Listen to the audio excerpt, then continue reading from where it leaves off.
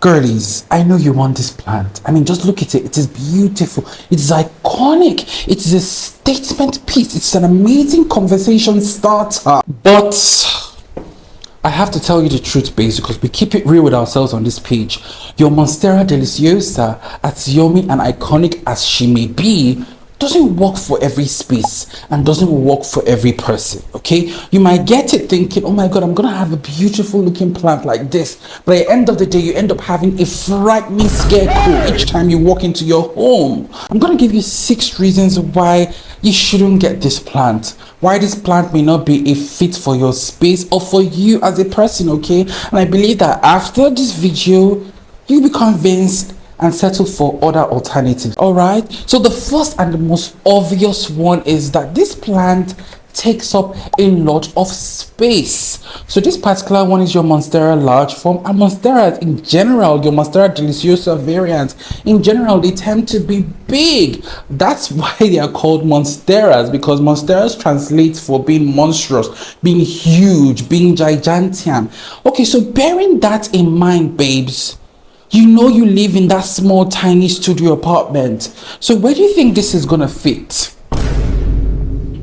No, let's be real with ourselves, girl, because in this hobby we have to be practical. Where do you think all of this is gonna fit? And can I blow your mind? This is actually going to go bigger. So what happens when you're walking by it in your tiny studio apartment, the size of a shoebox? No shade to you girlies, but what happens? You walk by it, you scratch and bruise a leaf or two.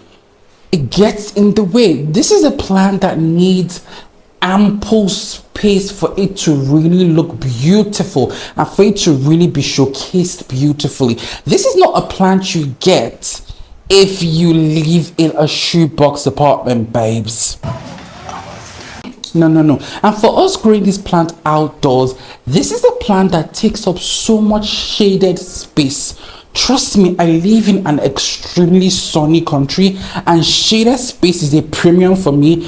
So this one is quickly outgrowing the shaded corner I have for her. So yes, whether you're growing these guys indoors or outdoors, you need to bear in mind that they need space to grow. Indoors, they need space to be beautifully displayed, where they're not going to obstruct you, where they're not going to get in the way of your running children or your cats or your pets. Okay, and outdoors you need to have ample shaded space for these guys. And then secondly, babes, this is a plant that is notorious for getting leggy real quick, for getting really leggy and getting really stretchy. So some of you see these beautiful pictures of your Monstera Deliciosa on the internet and think, oh my goodness gracious, I'm gonna grow this in my home. But what is gonna happen if you're not giving this plant ample light is that it is gonna look stretchy. It's gonna look like a stretchy monster. Like you come into your room and you see a stretchy demonic entity in that room. That is what it becomes if you do not give this plant ample light, and if you do not place it where it receives ample light. Now the problem some of the girlies have is that they get their Monstera Deliciosa and they place it adjacent a window, or they place it right at the middle of their room. Babes, this is not the type of plant you don't do that with this plant, because she is going to stretch. She wants light. She is going to stretch towards the nearest light source, and that can permanently ruin her growth profile. If you are not providing this babe with the ample light that it needs, it is going to get leggy really quickly. I strongly advise, if you must get this plant, please place it next to a window, not adjacent your window, not backing your window, babes. I've seen that as well. Place it right next to your window, or get a grow light for it.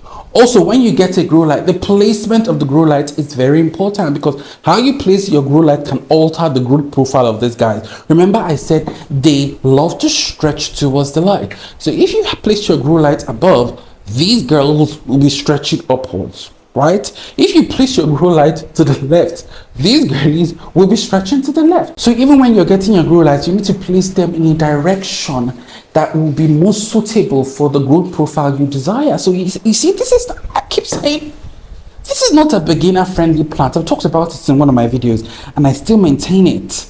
This is not a beginner-friendly plant, just based off of the growth profile and the fact that if you're a beginner and you don't know what you're doing, you're going to end up having a really leggy Monstera Deliciosa that looks like a hot mess. Alright. Another reason is how it is sold, especially for you guys in the States, and I think the UK girlies and the European girlies as well. So these guys, if you're buying them from the likes of your big box stores and your coastal farms, if I'm not mistaken, so what they typically do is that they actually put a combination of different monsteras in one single pot. Whereas this one here, how we sell it here in Nigeria is that we sell one individual vine. So there's literally just one monstera in this pot. That's not how it's sold for you guys in the States, apparently. They stick multiple vines of your monstera, and by the way, your monstera is a vining plant. They stick multiple vines of that in the same pot, and that is where things can become quite complicated, because most monsteras are climbing plants. This is not the climbing variant, this is the crawling variant, but the typical variant you will find in your big box stores are the climbing variant. And climbing plants need support. They need something to latch onto as they climb, or they start becoming wobbly and looking like a hot mess. Now it gets even more complicated when you have multiple vines in the same pot. It might look lush on your coastal farm stores and your big box stores, but then bringing it into your home, it becomes complicated having to attach each vine, each single vine on a trellis or on a moss pole, and then at the end of the day you end up having a monstera that looks like a frightening mess.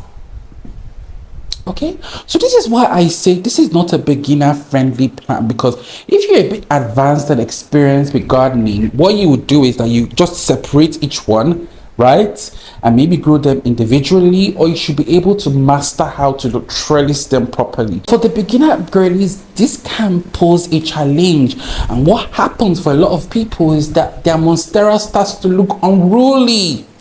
They don't know what to do. They don't know how to make it look nice like they see on the Instagram pictures. So just based off of how your Monstera Deliciosa is sold, it might not work for you as a beginner who isn't aware of these things, okay? So are you seeing what I mean? And do you now appreciate why it's important to keep things real on this hobby, to be practical with ourselves? You know, if you do so, just hit that like and subscribe button. And if you're new here, hi.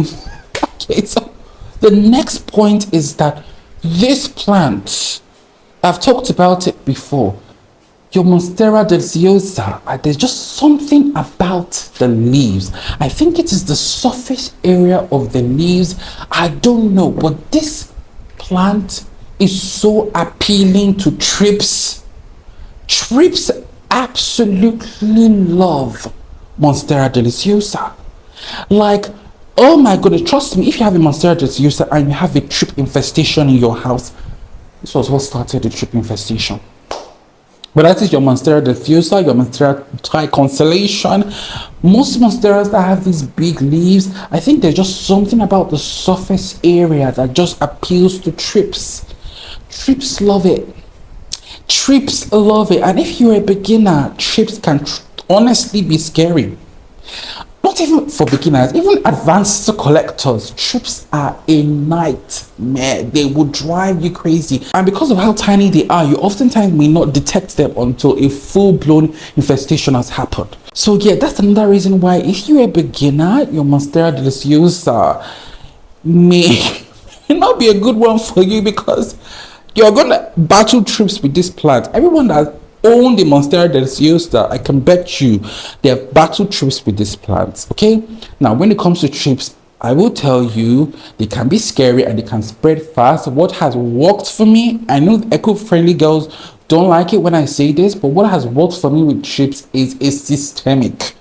Using a systemic pesticide, whether it's your systemic granules or your systemic spray, That is what has helped to keep trips away and keep them at bay. I once had a massive trip infestation and that was the only thing that worked. So if you're going to get a Monstera Deliciosa, I would say right from the get-go, ensure that you spray that with a systemic or you apply systemic granules on this plant. Else, it's only a matter of time before the trips discover this plant, because we love our Monstera Deliciosa. Can you guys see me? But trips also love them even more, from what I've discovered. Right? The next thing is that your Monstera Deliciosa needs a pole. You're gonna need to familiarize yourself with moss poles and trellises with this plant. So there are two variants in terms of their growth profile. There is the large form variant, which I have, and this tends to be a more crawling variant. So they crawl on the ground in the wild, they crawl on the ground, they crawl on the ground in the jungle. And then is the standard variant, which is your Monstera Deliciosa, the most common one you'll find in the big box stores. And these ones are typically climbing plants. They like to climb on things. They want to climb. That's how they grow in nature. Now, like I discussed earlier, as a beginner, I don't know about you, but when I was a beginner, I found moss poles hella intimidating. By the way, any British accent you detect is fake. I watched way too much episodes of The Crown, and now I'm stuck with a permanently fake British accent. But yeah, Monstera Deliciosa for the most part are climbing plants, and if you are not familiar with how moss poles work, how to keep your moss poles moist, how to trellis them, how to attach them to a moss pole, it can pose a challenge for you, babes. I personally, in my garden, I tend to stay away. I know this is ironic because you can see a plant climbing on the pole, but I tend to stay away from climbing plants because I've just found that moss poles for me are quite unsustainable on the long term, because I live in a country where it's tropical all year round and these guys quickly climb and outgrow their moss poles. Everyone will agree that moss poles are a lot of work, and if you don't want to have to put up with that, then your Monstera Deliciosa, the climbing variant, may not be for you. Perhaps this crawling variant may work for you, but then again, the challenge is that they will crawl and eventually outcrawl their pot, so you have to keep getting a long pot. You get what I mean. You get my drift. So yes, based on the growth profile of these guys, for the most part, it may not seem like a sustainable thing and may prove quite complicated for you as a beginner. Now, the next point is that when you see a plant that has huge leaves or has the potential to get huge leaves like this, what does that let you know, babes? I'm gonna show you something. It lets you know that you're gonna need to fertilize these girlies. You're gonna need to fertilize these girlies a lot and proficiently, because it takes a lot of energy. It requires a lot of energy, it requires a lot of nutrients to produce this huge beautiful leaves. And if you're a beginner or somebody who can't be bothered about fertilizing plants, this plant will not work for you. You're going to end up with a plant that barely grows. You're going to end up with a plant that produces tiny, scrawny leaf that doesn't give you the Instagram effect and the Instagram vibe that you are promised. So you need to fertilize this plant. And I tell people, when it comes to fertilizer, some plants are heavy feeders. So your seaweed fertilizer that is very low in nitrogen won't work. You need a balanced fertilizer. For these guys, a fertilizer high in nitrogen, because it takes a lot of nitrogen to produce these leaves. So yeah, you need to familiarize yourself with fertilizers and a good one and be ready to fertilize on the regular. And if you're not, then you might find all of this too cumbersome for you, and you may not have the time and the energy to keep up with growing a beautiful specimen. But don't worry, I have got you covered. I want to give you other alternatives that are more beginner friendly and still provide that statement piece that you may desire in your home. Okay, the first one is your money tree, your Pachira aquatica. Whatever happened to the good old money tree? Why have we suddenly decided that we don't want them anymore? why does it seem like they're falling out of style? This is a beautiful plant. It is very quite drought tolerant, very low demanding, pet friendly as well. What's not to love, babe? Mine happens to have some variegation there, so I'm quite lucky. But regardless of whether you have a variegated one or your standard green one, this to me will make a great statement plant, and plus it doesn't take up so much space. Grows like more or less vertically, so it doesn't take up so much space, and will work for both beginners and advanced collectors alike. All right. Oh, another one is your aglaonemas.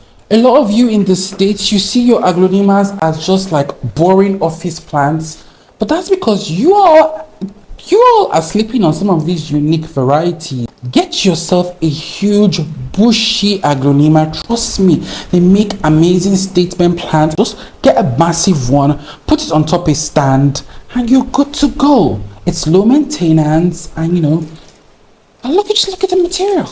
Look at it.